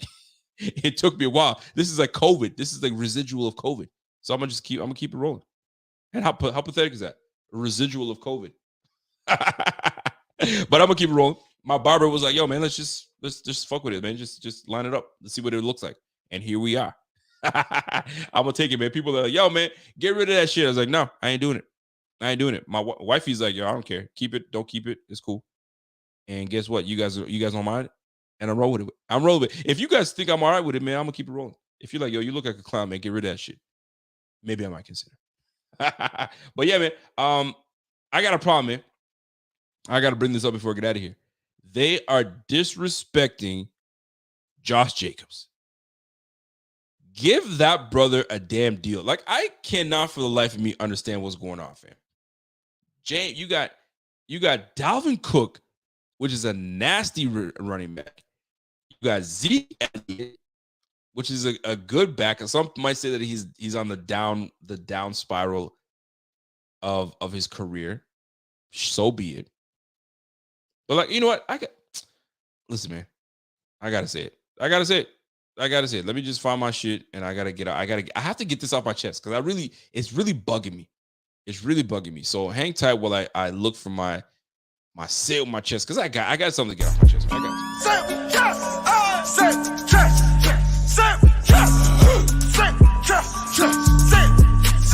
you. All right. This whole running back situation that's happening right now, it's actually really it's bothersome to me, right? Because they work these running backs to the core in their first 5 years, which makes the sense. I'm not taking it away from it. But I'm gonna tell you right now, man, the Hall of Fame, if you look at the Hall of Fame and the way this league is playing out, every other position is gonna have an opportunity to make the Hall of Fame. The running back position is the only one that's not going to be able to make the Hall of Fame. Because if you look at what running backs are in the fame right now, in the Hall right now, these guys have 10,000 yards or more. 10,000 yards or more, unless you're Jim Brown and, you know what I mean, Gale Sayers that, you know what I'm saying, like we're way back in the day. And, you know what I mean, injuries took them away and the game was different then. But the game today, you're never going to see a Hall of Fame running back going forward. Like the Adrian Peterson will make it. Frank Gore will probably make it. Who else is in that realm that's going to make it? That's like a little in that player's time, right? Those are the next guys that are up to make it. After that, that's it. These guys, they move on from you after years, after like Saquon Barkley's being disrespected. They don't want to give him a deal, and he's one of the best in the league. Like, come on, son. Like, you ain't going to see no more running backs. They're disrespecting the running backs like you wouldn't believe. Disrespecting. And now, that's it. So the last one that's going to make it is probably going to be Adrian Peterson, and that's it. And Frank Gore. Those are going to be the last guys that enter the Hall, and you ain't going to see another running back make it. It's a wrap, because after 5 years of service, they're already trying to move on for you and go to the next running back. How are you supposed to accumulate statistics enough to get into the Hall? Because you get into the Hall by gaining 10, 11, 12,000 yards, but they don't give you that opportunity because they move on from you after 4 or 5 years. They're moving on to the next guy. Not only that, it's a two-back society now. Two backs. Like, even now, you're looking at King Henry. Do you think that Derrick Henry's going to make the Hall of Fame? Honestly, do you think that Derrick Henry's going to make the Hall of Fame? As good as he's been, probably not. They're going to put him in the Hall of Very Good. But he didn't do it long enough. Injuries took toll, right? So now, there's no point. So, like, for now, it's going to be when these running backs come in, they're just gonna be like, yo, just pay me now. Pay me now. Because I'm probably not gonna make it to my second contract because you guys are gonna get rid of me in my second contract. So like it's like they're damned if they do, damned if they don't. So you got Dalvin Cook right now, you got Zeke Elliott right now, and you got Josh Jacobs, you got Saquon Barkley. Like they're all getting screwed. They're all getting screwed, and it sucks because it's the nature of the business. But they're all getting screwed. Juan Castillo says, "Yo, Derrick Henry is going to be a Hall of Fame. You think he's going to be a Hall of Fame?" Let me tell you what's in the Hall of Fame. Because like what makes Derrick Henry a Hall of Famer? Honestly. Let me see what Derrick Henry right now, his statistics right now. So Derrick Henry has 8,000 yards rushing in his career. Is that Hall of Fame good?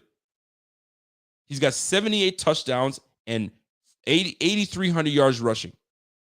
That's not Hall of Fame numbers. Sorry. He's good. He's excellent, but that ain't no Hall of Fame number. You look at all the guys, the running backs in the Hall of Fame. You're not going to get any of those guys in there. Josh Jacobs is a damn good running back. And the Raiders are playing, pay that brother, man. Pay him. He's going to give him 3 years guaranteed. Because he'll give you 3 years of great. If you don't want to give him that, a long-term deal, give him 3 years guaranteed. Do whatever. But these guys are all getting disrespected, and I hate it. And the point I'm trying to make is this: there will never be another running back hit the freaking Hall of Fame going for it. It's not. I don't think it's gonna happen. Like you guys, like you have Thurman Thomas in there, you got Daniel Tomlinson, you got you name them, right? Like it's just nuts to me. It's just, oh man, it just drives me nuts. But anyway, that's my thing. Going forward, you ain't gonna see no more running backs in the Hall of Fame. It's not happening. They give you 4 or 5 years of service, and then they're done. That's it. It's a wrap. So it's going to be the receivers making the Hall of Fame. It's going to be the quarterbacks. It's going to be the old linemen. It's going to be the defensive linemen because of the sacks they bring. You're going to see the linebackers. Even linebackers is a little iffy now. But linebackers, you're going to see them. Corners, safeties. That's it. Running backs, that's the one position you ain't going to see any second contracts. Say if you're lucky if you get a second contract nowadays. And if they do, they're trying to pin you down to a 5-year deal. A $5 million deal, $6 million deal. Come on now. And you know what? Listen, Bell tried his luck in trying to get as much money as possible, and it didn't work out for him because he lost money. McCaffrey is the one that's getting paid right now, but now he's in a 2-back system. It's crazy, man.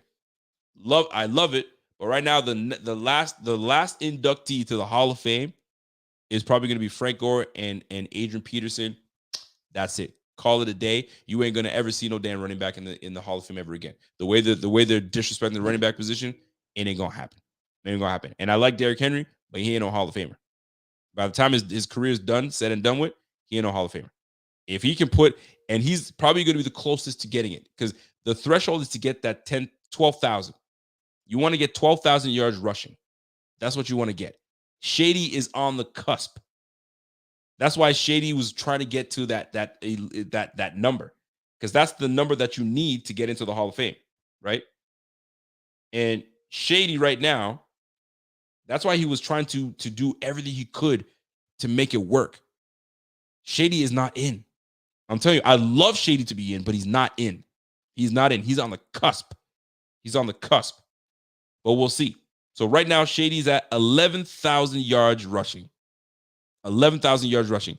Another strong year for Shady. If he gave you another 1,000 yards, he would have put him at 12,000 yards. He would have been in. 12,000 yards is that where you want to be. But other than that, that's it, man. You ain't gonna see it. What's Adrian Peterson at? Adrian Peterson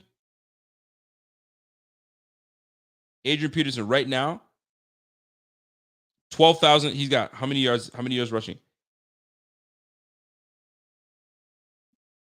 Let me see my man Adrian Peterson. Where you at, bro?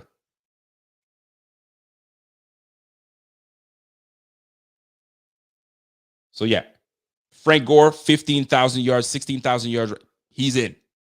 Frank Gore, I don't know how Frank Gore was able to do all that stuff, man. But Frank Gore is in. You can't keep Frank Gore out of that and not look at his statistics. I can't believe it myself, really. It's unbelievable. 37 carries, 3,700 carries for 16,000 yards. Golly, Frank Gore, man. That's unbelievable. Unbelievable, Frank Gore. 16,000 yards. And he ain't the fastest. He ain't the strongest. But boy, oh boy, man, 16,000 yards, 81 touchdowns. That's incredible. That is incredible. Adrian Peterson. I want to see what Adrian Peterson, almost 15,000 yards. He has 14,900 yards. Hall of Famer. Hall of Famer. Who's next? Shady's at 11,000. Josh Urick says, yo, Shady should make it just for having 10K. He's like the cusp player. He's the one that's like, he could be in. It's really close. Marshawn, no. I don't think Marshawn makes the Hall of Fame. He's at 10,000 yards. 10,000 yards, 85 touchdowns. That ain't gonna cut it. He's gonna be in the Hall of Very Good. And that's what a lot of players say. Hall of Very Good. Shady McCoy. I just want to see how many touchdowns Shady McCoy has. Shady McCoy's got he's at 11,100 yards, and he's got 73 touchdowns. Closest one that he's gonna get it. Nobody else. It's not gonna happen. So my man said, Rico, you're putting too much stock in yards alone. Gore was never a top running back. While a guy like Henry that you said has multiple rushing titles. You're right about the rushing titles, but if you don't have longevity, because Hall of Fame is you got to give somewhat longevity, and you got to change the game. Has Derrick Henry changed the game? Maybe a little bit, being a big back, but it's something like we've never seen big backs before. Eddie George was a big back. Dude was like 6'3". Let me see let's see the stats from Eddie George. Eddie George, in his career, 10,000 yards. He's at 10,000 yards for his career and 68 touchdowns. Is he a Hall of Famer? No, sir. So Hall of Very Good. So he's going to be in that Hall of Very Good department. And it's tough, man. And it sucks because you've got some really, really talented running backs that really deserve to be put on a pedestal. Like, you know what I mean? Literally on a pedestal. But it ain't going to happen, man. It sucks. Those guys are going to be like on the cusp and not making it. LaShawn McCoy might be the only one that's probably going to be in that eligible for Hall of Fame. And he may or he may not. But the game is changing. Hopefully it changes for the running back position. Maybe the criteria changes. Who knows? But if you're looking at who has been in the league and who's been in the Hall, and you compare and you look at their accomplishments, it's gonna be tough, man. It's gonna be tough. It's gonna be tough to let that slide. And that really bugs me because I feel like there's a lot of talented backs back there, and you're not given the opportunity to have a long career because they're ready to move on from you after 4 or 5 years. You know what I'm saying? 4th year, 5th year, you're done. You're done. Like Devin Singletary will probably be in the league maybe another 2 years, maybe 3. I'm pushing it at 3. It's a wrap. It's tough, man. Golly, it's tough. Anyway, I digress. It was just it was something that's been annoying me because somebody said Le'Veon Bell. Le'Veon Bell ain't gonna make no. And he would have been a perfect person to make it if he just didn't get greedy, if you will. And he wanted the bag, but I mean, how do you not go for the bag? How do you not go for the bag? You got to go for the bag as much as you can because the running back position is just they're not on you. But anyway, he's got like 6,000 yards receiving, 6,000 yards. Now, how you're gonna get into the Hall is if you have the ability to run the ball and catch the football. And maybe this is where Shady could have a chance to get in because of his ability to catch the football out of the backfield, right? Maybe he has the opportunity. CMC, if he can show that he can do both for a long time, if he can do put another 6, 7 years in the league consistently, and that's a long time. But we'll say 5. Another 5 years in the league that he can catch and do that and give you all-purpose yards, that's what's going to get you in the Hall. But we'll see how that plays out. We'll see how that plays out, folks. My man says, Growing Legit says, all Hall of Fame running backs have at least 10,000 or more, 10 years or more of starting. So not just in the league, but the feature back is still starting. And that's another thing, man. You have to have longevity. How are you going to make it anywhere if all you did was start for 4 years and then move you on, and now you're splitting time? You know what I'm saying? There's no lead back anymore, and that's what makes the thing so difficult. There's no more lead back. It's now you get 10, 12 to carries, you get 10 to 12 carries, and go from there. And the only way you can have longevity in this league is if you stay in that role of splitting time, but statistically you ain't gonna get there. And you're not going to make it in the Hall. You're just going to be a Pro Bowl player here and there, and the Pro Bowl is eliminated. So, like, even now the Pro Bowl is a little weird. So the game has changed. The league has changed. It's just what it is, man. But Shady might be the last to make it. Might be the last to make it. After that, it's a wrap. The running back position, scrap that. They're never going to make the damn Pro Bowl. The Hall of Fame. Just what it is. Anyways, I'm done. I had to rant that. I had to get that rant off my chest. And it sucks because that's just what it is, man.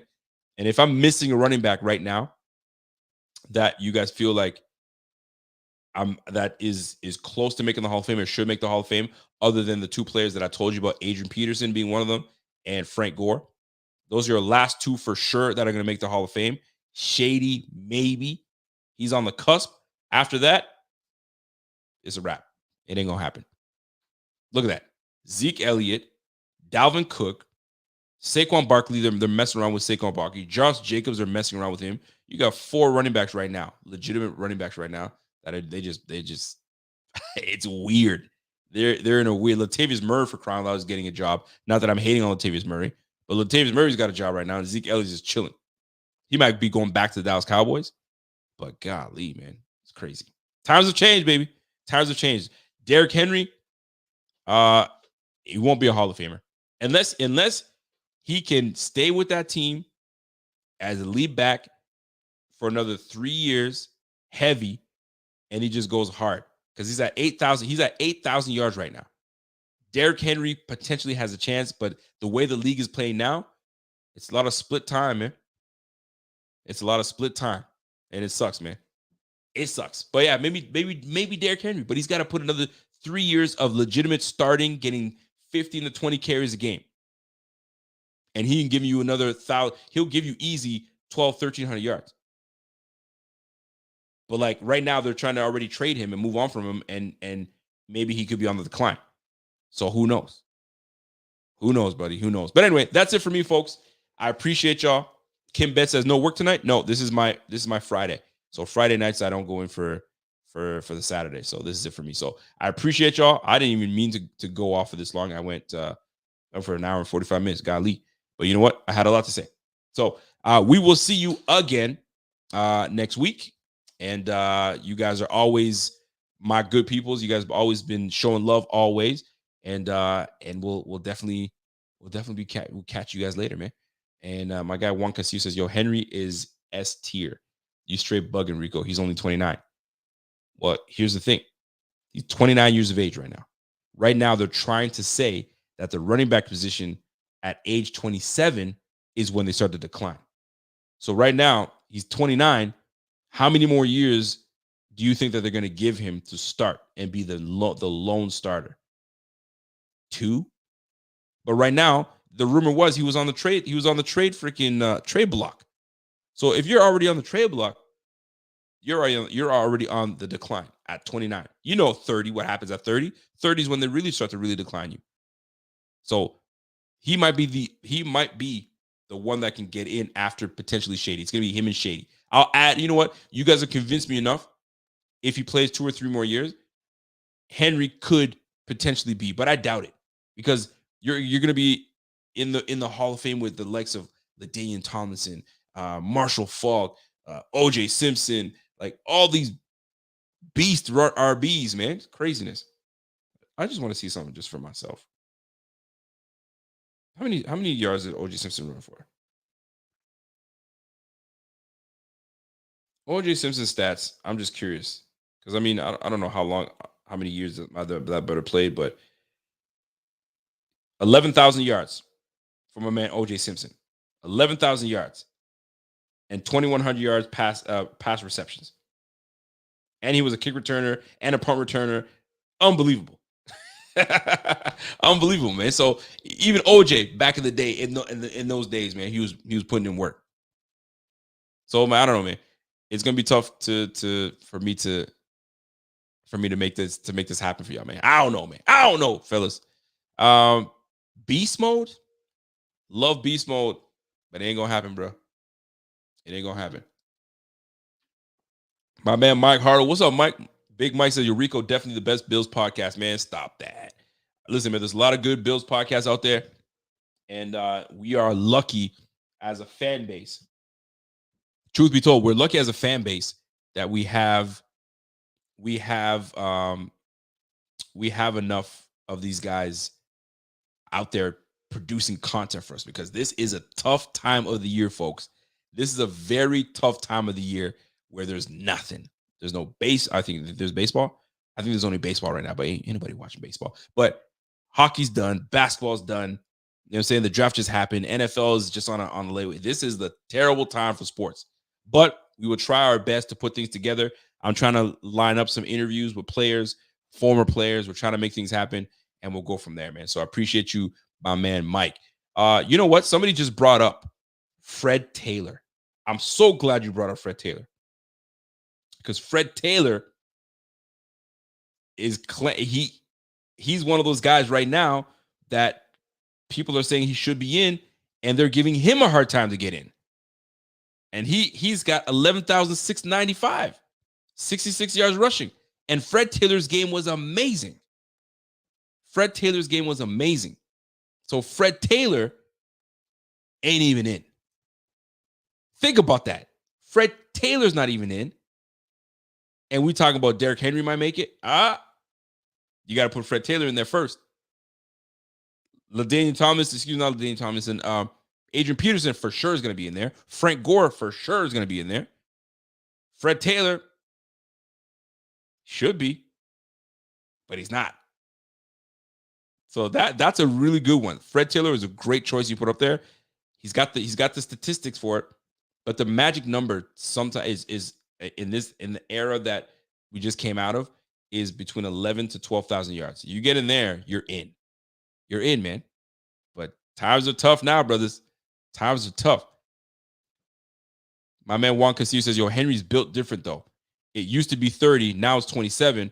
He's going to be snuffing defenders till 33. I hope so, man. I really do hope so. I really do hope so, man. But it's not looking good, brother. It's not looking good. What about Ricky Williams? He ain't making the Hall, but I just want to see what his statistics are. Ricky Williams, he's at 10,000 on the dot. Ricky Williams is at 10,000 on the dot. On the dot. So, and he's got 66 touchdowns. So, is he Hall of Fame? And we loved Ricky Williams games, man. Ricky Williams was just the epitome of that's the running back. Size was great. Run your ass over, and he was fast enough to get around the corner. Man, there were some good running backs back in the day, boy. But yeah, here we are. Here we are, folks. Anyway, maybe I should do a whole freaking segment on Hall of Fame players that should be in it, is not in it. What do you guys think? What should be the next podcast topic? You guys let me know. Hit me up on my Twitter. Hit me up on any social media platform. Hit up the Instagram page. Whatever you guys want. All things Buffalo Fanatics. Hit us up and let's talk about it. What are things you guys want to hit? This is the dead period of the season, and before we get into training camp and all that good stuff. So your voice is to be heard, man. Whatever you guys want to talk about, hit us up, our YouTube page, and let us know what topics you guys want us hitting. Is it fantasy football? Do you guys want to start talking about that? Let's go. Let's talk about it, and we'll go from there. Juan Castillo says Henry averages close to 2K yards a year. If he stays healthy, he's first ballot. The question is if he stays healthy. If he stays healthy. And like I said, you can make a case for him, because at first I was dismissing it. But if you can make a case that he gives you like 1,200 yards, 1,300 yards for the next 3 years, that puts him in that 11,000 yard mark. He gives you 4 more years of 1,000 yards rushing, he's in. There's no question about it. And then they ain't going to be one that's built like him for a while until somebody comes out. So maybe Bijan Robinson's the next guy. But the way the league is played out right now, it ain't going to happen because they got 2 lead backs right now in Atlanta, and they're going to be splitting time. So it is what it is. So, folks, that's it for me. I appreciate y'all. You guys are always fantastic. You guys are always great. Y'all always show me love like crazy. And thank you guys. It's Friday night. You guys could be doing way better things, but you guys are here rocking with your boy. I've been talking for almost damn near 2 hours. Golly. Anyway, we appreciate you. And I have the house to myself. The wifey she went to go see her mother and her parents, and she took the kids. So I got the house to myself. You think that I'd be a bachelor and holding it down, but I didn't do anything too special today. I mowed the lawn today. You know what I'm saying? Took a nap because I worked it overnight, and then woke up, had something to eat, and here I am. And then tomorrow, cleaning the house. Is this the life of a husband? I guess that's what I got to do, man. Wife is gone. I got to do housework. That's just what it is, man. Gone are the days where you can just play video games all day and do nonsense and do some bullshit. We got responsibilities. You feel me? So, folks, enjoy yourself. Have a great weekend, and we'll catch you guys on the flip side. And I feel like we should get into this running back talk way more. So smash that like before you get out of here. And if you guys have not followed, if you guys have not got on here and show some love, do that. And we'll catch you guys on the flip. And until next time, it's your boy Rico, and I'm gone. Have yourself a great night, and we'll see you guys next week. Let's go.